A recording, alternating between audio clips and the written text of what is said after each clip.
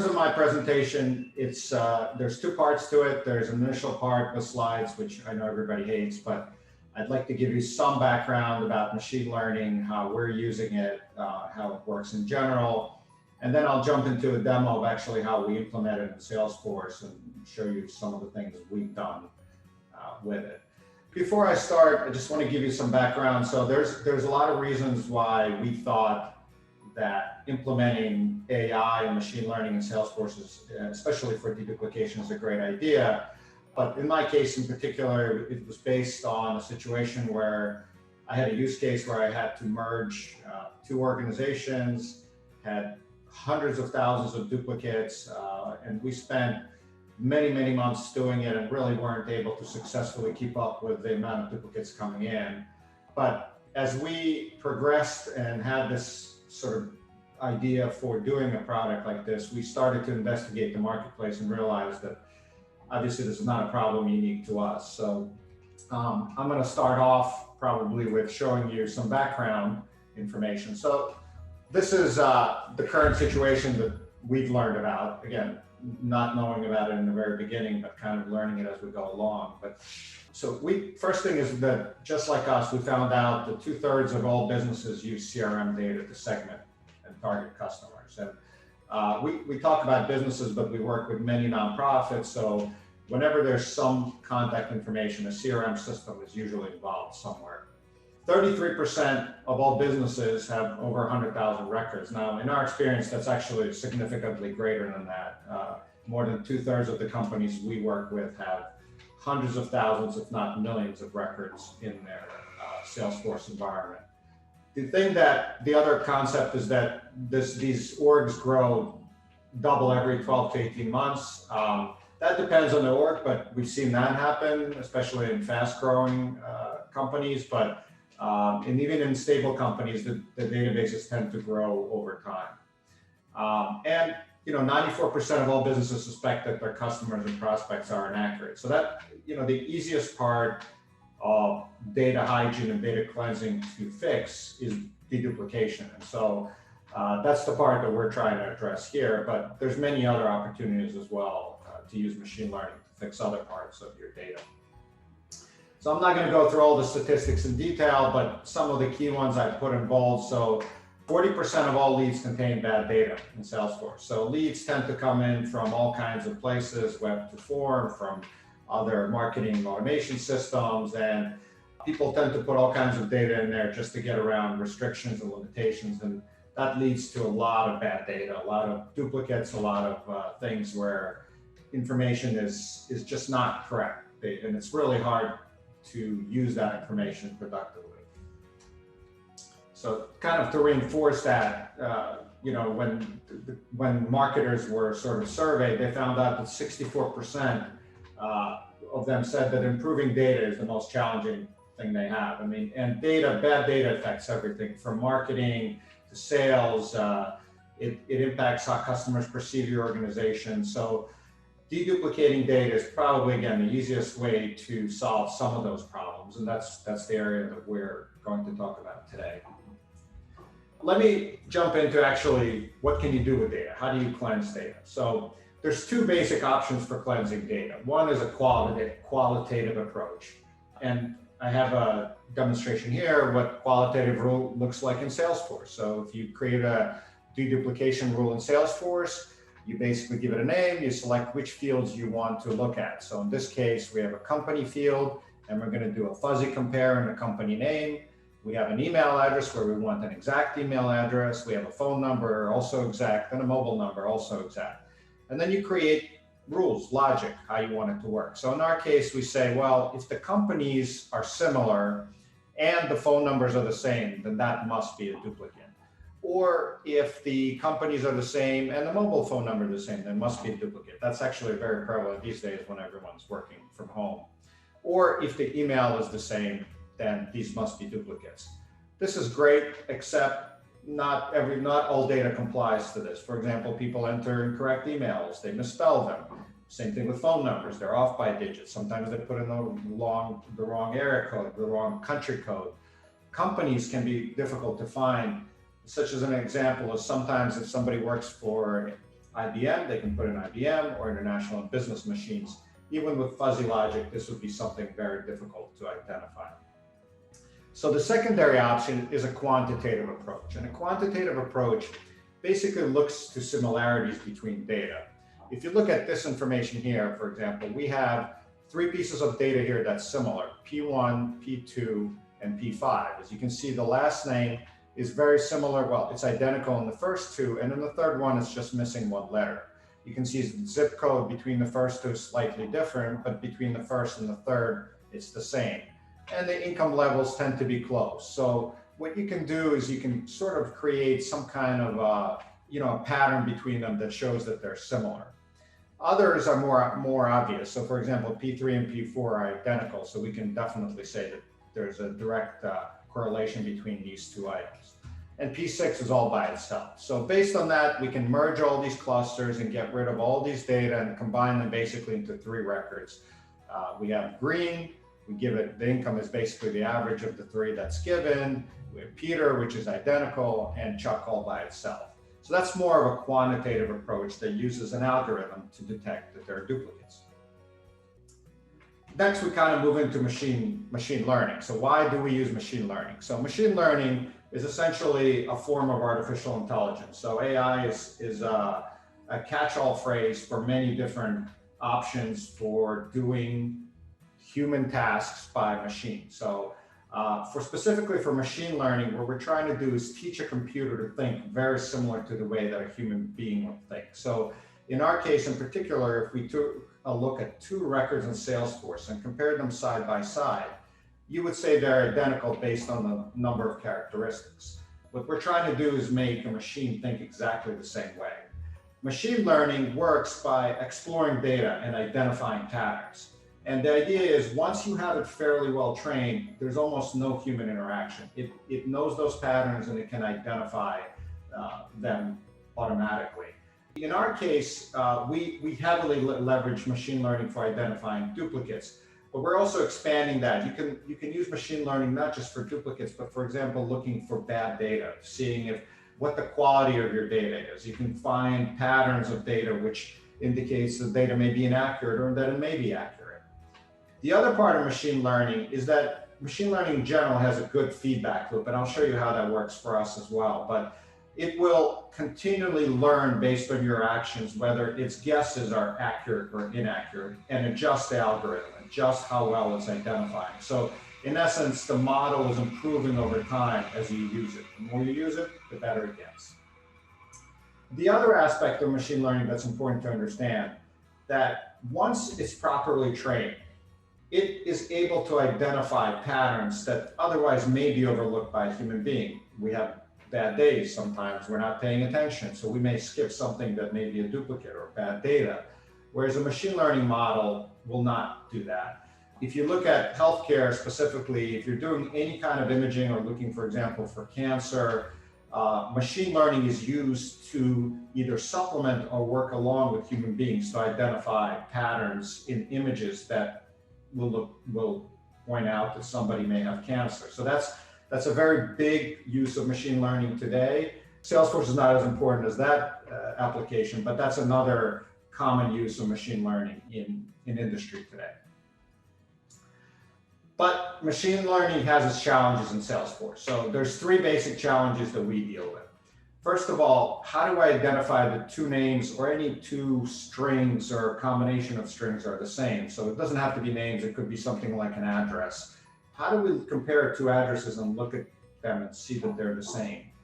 The second challenge is we need to figure out which fields are important in any one of your Salesforce records. So different organizations use different fields in different objects. So we need an algorithm that can adjust and learn which fields are important and which fields are not important.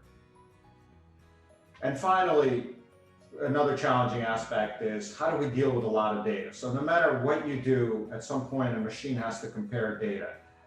That is not a process that is short. It may take a lot of time, even with enormous amount of computational power today. So we need to find a way to sort of compare data in an efficient way that will allow you to identify duplicates without using a whole lot of CPU time, and also do it quickly enough to where it makes sense. You can't wait for hours and hours for results. So how do we address that? Let's look at the first one. How do machines know if names are similar? So there's several different ways, and I'll go through all of them here, but the first way is string similarity. So basically, string similarity says, look, if the sequence of characters between two names or two words is similar, then the meanings may be likely to be similar as well. So the two methods that are commonly used, and there's hundreds of them, is the Hemming distance method, which basically compares the changes in the number of positions in a word. So that only works when the words are identical length, but if you need to flip characters, it basically counts how many positions that is. The one that is used more often is something called the Levenshtein distance. There's another variation of it, but basically that figures out how many edits you need to do in order to transform one string to another. So in our example where we have Stephen and Stephen, you can see for me to go from this word to this word, I would need to make 3 changes. So take out the PH and add a V. If I was going from this version of Stephen to Steve, really you only have one change where you replace a letter. So that determines how similar 2 strings are. The other one is a set similarity. So set similarity works a little different in the fact that it's trying to understand how words can be similar, that they are similar based on other words that surround them. The example that I use generally is Joe Biden, Joseph Biden, and Joseph Robinette Biden, who's, I believe, our current president. But I actually tried to make this a little bit more for the UK audience. So we could compare Boris Johnson. Apparently, Boris Johnson's full name, as I found out yesterday, is actually Alexander Boris Dave Pfeffel Johnson.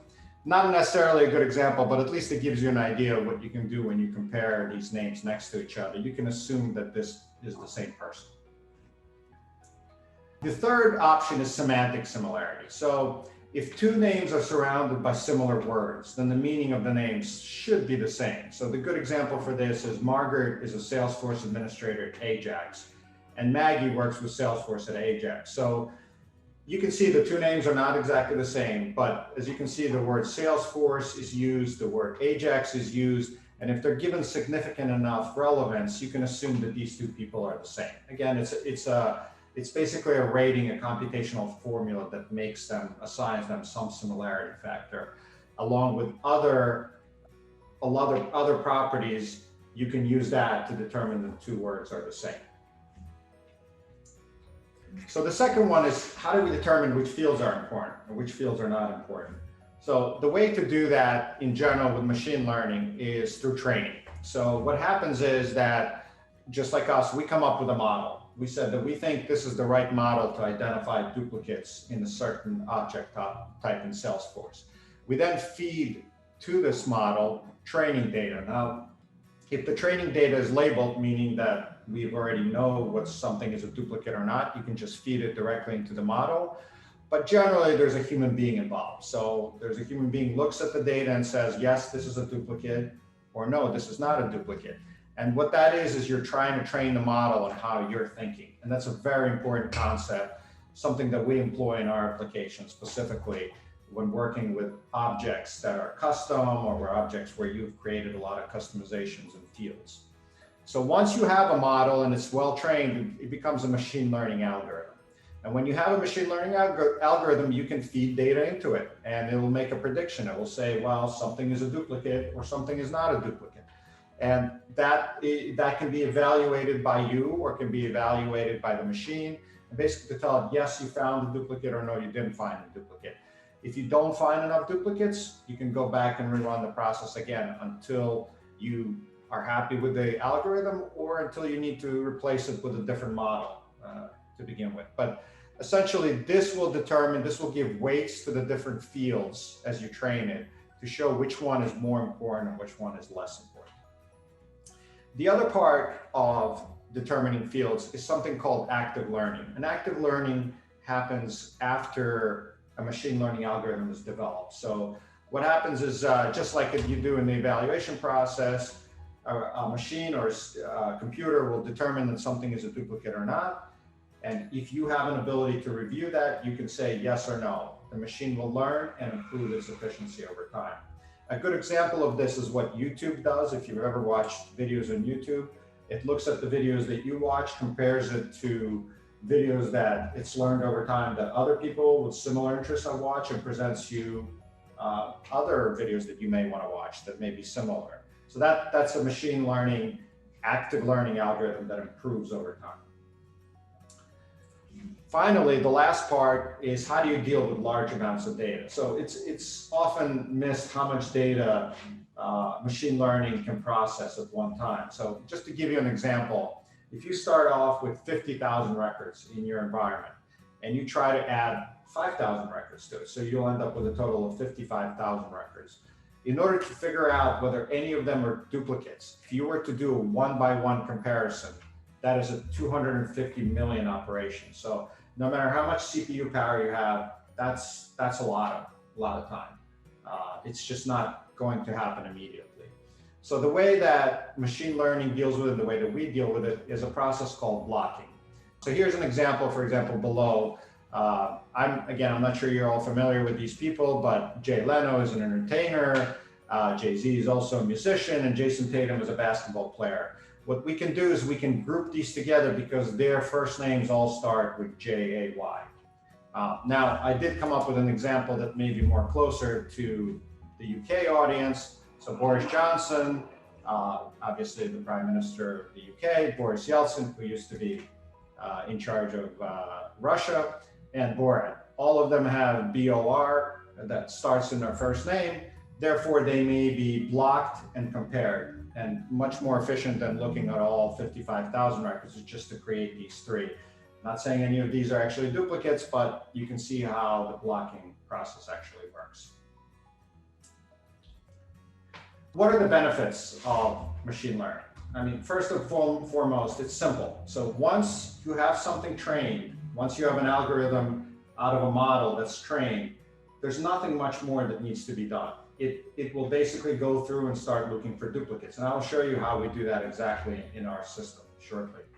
The other part is that it's efficient. There's no real rules to set up. There's no maintenance required. And basically the best part of it is the more you use it, the better it gets. So as you process data and you confirm that it's finding duplicates, then it will improve. It will say, yes, that's great. And if you see something that's wrong, you tell the system, no, this is incorrect, and it will self-improve and will get better.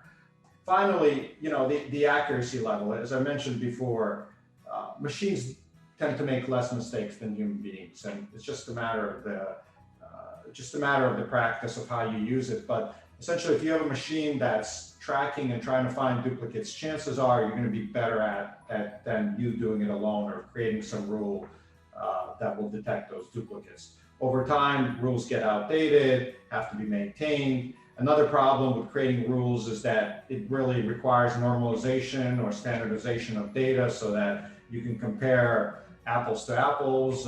So that process is all kind of taken away with machine learning. So there's a lot of efficiency, a lot of accuracy that you get out of the process. So let me go ahead and start doing the demo for you now.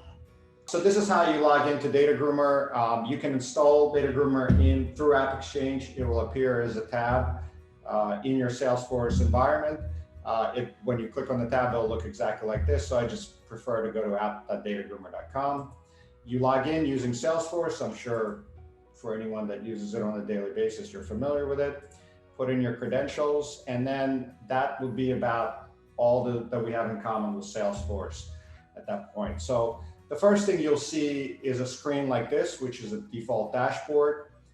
If you're coming into the system the very first time, you will not be able to see this type of dashboard because we're going to be processing data. But as time goes on, you'll see information. This kind of gives you a snapshot of how many duplicates you have. And it also gives you some histograms over duplicates over time.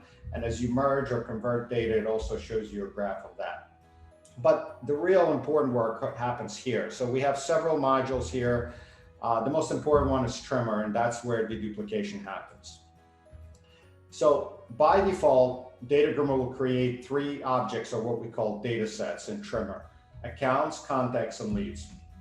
Those are the most common ones that everyone uses. And we've pre-created algorithms, machine learning algorithms to detect duplicates. So we will go through automatically and analyze these for duplicates prior the minute you log in. Once duplicates are detected, it's shown here and also shown to the right of every object.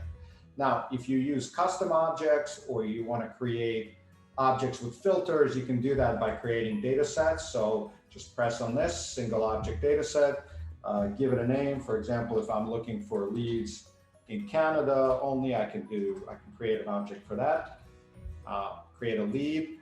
I can set a minimum match confidence. So when we find duplicates, we assign a confidence level, 1 to 100 of how sure we are that that object is a duplicate or those records are duplicates.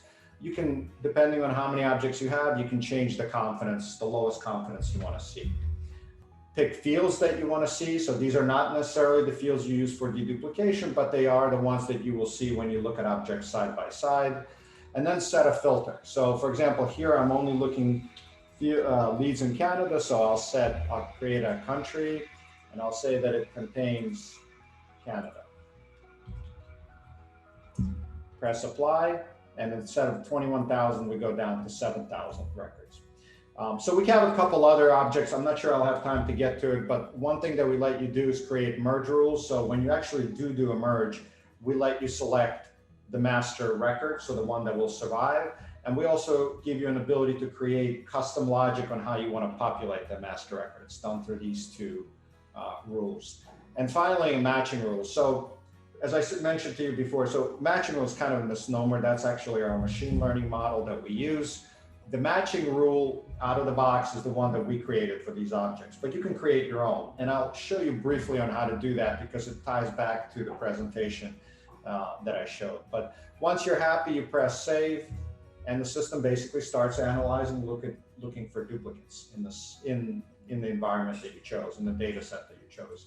We also allow you to compare cross objects. So for example, you want to see if any of your leads are in contacts, you can use cross object data sets to compare them. While this is working, let me show you what happens once we actually find duplicates. So as you can see contacts, there's 15 sets of duplicates, or what we call match groups. You can click on it and see them in this interface here. You can see the match confidence assigned to every group and the number of records we found there. You can click on it and get a little preview of the data, but really if you want to compare them, you press this review button, and now you see the data side by side. So these are the 3 records. We chose one to be the master record. We assign it a score based on the data that's in it. The one with the highest score is the master record. Again, this is logic that you can change down the road. And then we allow you to manipulate it here. So for example, if you say, well, you know, I know you chose this as a master record, but I really want this one to be the master record. You can click on it, press the other one, and they'll flip positions, and now this one becomes the master record. If there's ever any data, for example, you want to use not this spelling of Jeff, but this spelling of Jeff, you can click on it, it'll copy it over. If you made a mistake, it'll copy it back. The other thing is you can actually enrich data right before you actually merge. So for example, if I wanted to add a suite, I can do that here, and so forth and so on. There's a lot of other sort of cute ways to manipulate data. For example, we do allow you to delete records if you find something that's junk, and to protect records so that they're never merged away.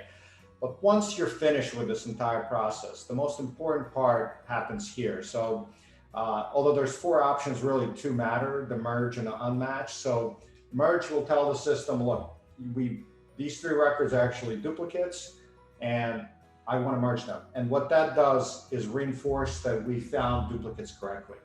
If you press unmatch, that tells the system the opposite, that whatever you did here, these are not duplicates and they're not matches. The beauty of you doing this is that it retrains our algorithm. It's constantly improving, constantly getting better.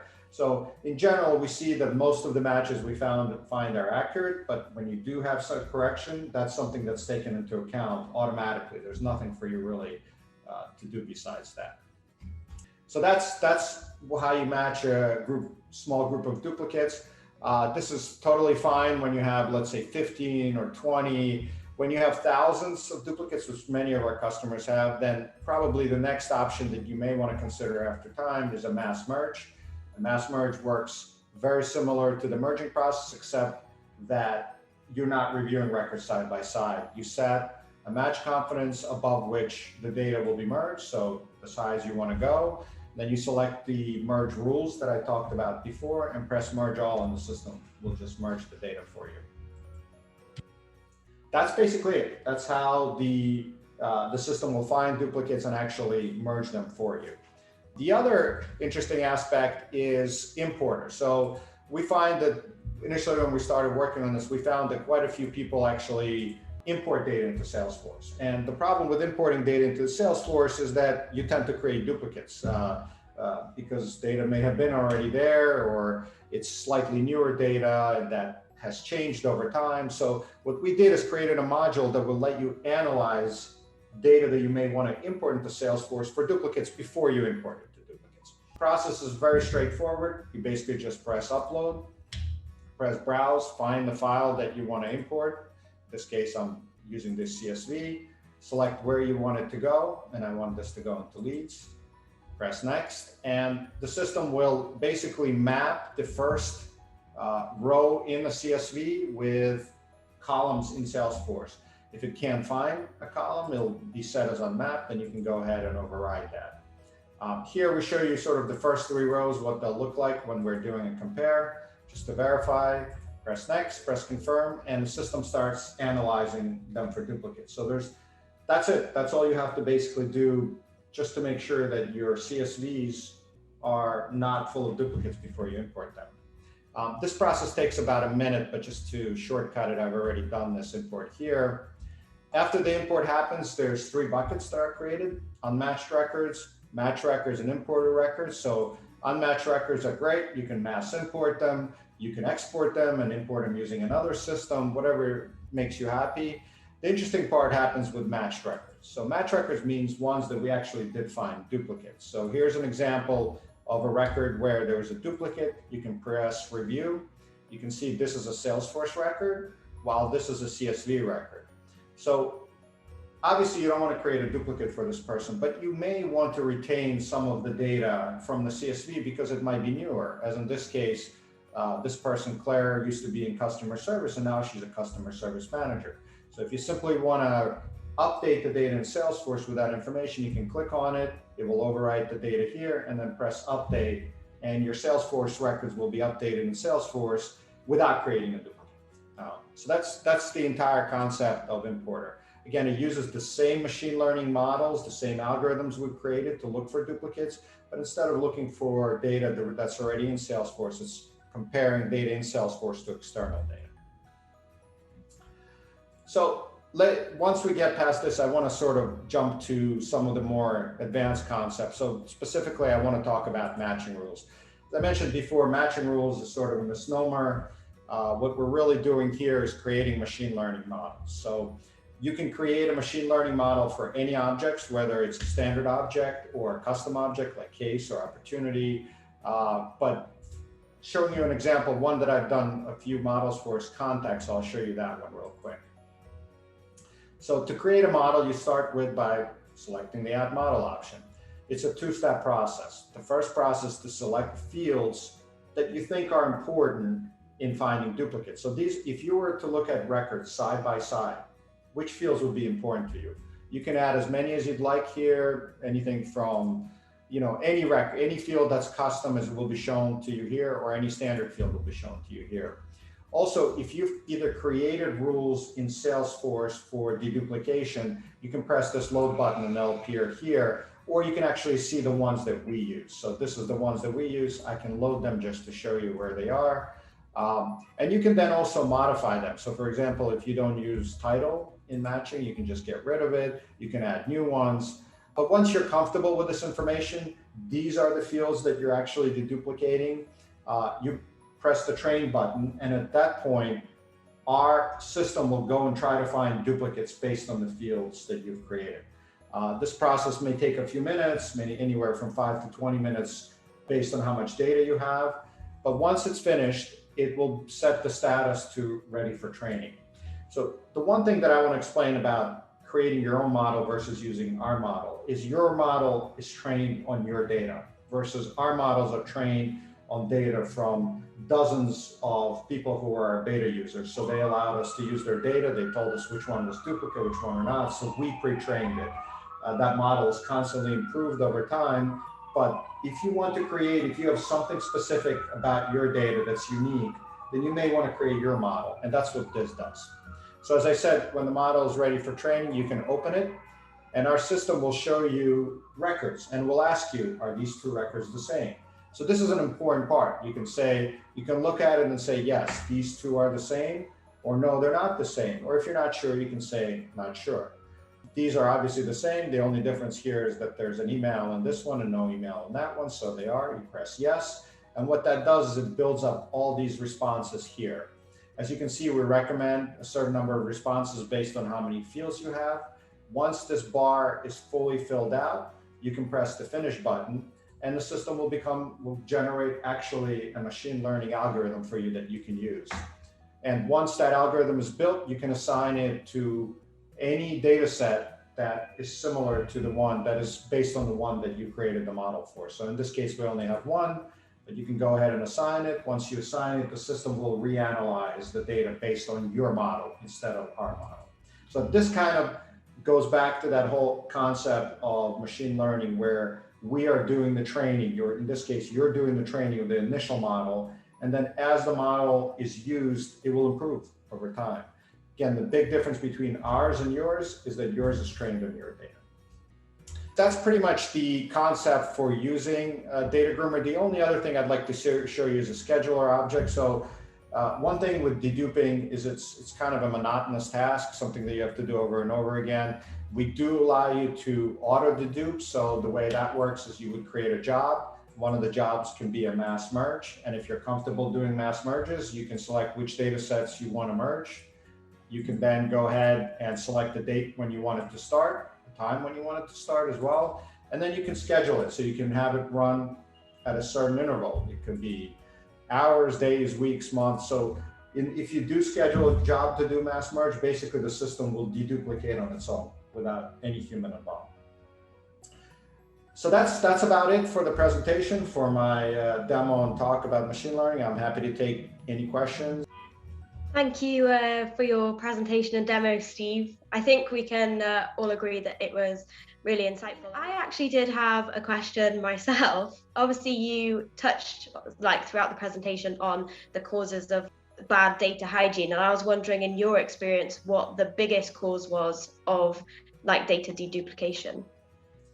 One thing that we've noticed a lot is bad data comes through a lot of the web to form context. So people tend to get around limitations in those forms by putting in invalid emails, invalid addresses, and so forth. So a lot of the data comes in through that type of connection. A lot of our customers have also going through some kind of merger or acquisition activities where they're combining organizations, and in that case, that introduces a lot of duplicates. And quite honestly, a lot of organizations have been using Salesforce for years, if not decades, and bad data just has piled up over time. So there's an event usually when either the marketing department or the sales department comes to them and says, look, this has just become unusable. I'm just spending too much time chasing accurate information. And at that point, it kind of triggers an event where they're ready to clean it. Obviously, that's not the best scenario. It's better to keep up with it and make sure that it's clean, but those are the three most common scenarios that we see. When you talked about the three similarity methods, I was wondering if you use them, if you have to use them all together, or if you use them individually, and if you do, which one is more effective? Yeah, that's a great question. In fact, we use those three and a few others. So there's, under each one of those three, there's many different types of approaches to detecting duplicates. So for example, if we go back where we're looking, I'll go back and bring up the slide just to review that. But if we look at, for example, these three, for something like string similarity, there's essentially dozens of models that have been, or dozens of algorithms that have been developed that determine how string similarities happen. I talked about a couple of them, but there's many in literature. Some of them have been developed over the last few years. Some of them are hundreds of years old, but they're basically mathematical models that are used to compare these. So what we've done is we've identified some that work well for Salesforce, and we've identified combinations of some that work well for Salesforce. And that's really the IP that we provide. So it's something that we worked on for over 2 years to determine which combination does the best job of identifying duplicates. It's by no means perfect, but I think that based on the feedback we've gotten from customers, that the algorithms that we use to determine these string similarities, set similarities, and semantic similarities provide very good results. We did have a question in the chat. How does DataGroomr complement out-of-the-box duplicate management features which Salesforce provide? Yeah, so there's quite a few variations. So Salesforce has some limitations. So first of all, Salesforce uses, just as I showed you in the demo, just basically a brute compare when something is like something else. It doesn't really use, it doesn't have any sophistication above that. So when you create those type of duplication rules, you're limited in many ways. Number one is that they may not cover all scenarios, so duplicates will get in. Number two is they need to be maintained, so they don't meet all those scenarios, so you need to come in and maintain them. There's other limitations in Salesforce. For example, you can actually, if you want to manually review records side by side, you're limited to 3. We have customers who have matching groups that have literally dozens of records that are duplicates. So I don't know how they managed it, but I talked to a customer yesterday that had 50 records that were the same. So something like that to clean in Salesforce, I'm not even sure how exactly they would do it, but it would be a challenge. The other thing is we allow you to create pretty sophisticated rules for merging. So for example, some of the things that we get involved in when people merge records, they want to preserve different email addresses. They want to preserve different phone numbers. If you do a merge in Salesforce, you basically get choice of 1. With us, we can give you different merge rules that will retain all that information in your master record, depending on your design. But so there's all kinds of sophistication that this product does that Salesforce doesn't. The one advantage of Salesforce that I must say is Salesforce will look at your data right when it's inputted. So we do analysis depending on how often you look at the job, but we can do analysis anywhere. Generally, we do it once a week, but sometimes people set it to run once a day. So there's a delay in identifying duplicates because machine learning is not instantaneous and requires processing of different models and algorithms. It takes time. Versus something that uses a simple condition where you compare A to B, and if they're identical, then it's a match, is faster. So I think obviously Salesforce can complement our product basically in the sense that it will find the simple stuff, the stuff that you want to prevent users from doing. But once you get any level of complexity, that's when a product like ours really shines over what Salesforce can do for you. We have another question. In order to continuously update the matching algorithms, do you store customer data on your servers or do you copy them to your servers at any point? Right, so that's a question that comes up a lot, especially with the rules in the European Union and things like that. So we never store any data whatsoever. The only information that we do store is the record IDs, because otherwise we would have to reanalyze the data for matching. Let's see if I can show that real quick. So when you go and review a record, as you can see, there's a contact ID, which is a record ID. So what we do is we store that these 3 records are part of the same matching group. All the other information here is retrieved on the fly. So when you press the review button or the preview button, the data is retrieved.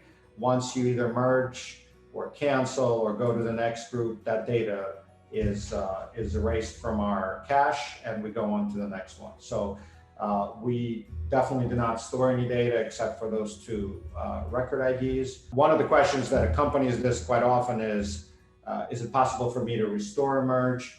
So for that, we would have to store data, your data, and we don't do that right now.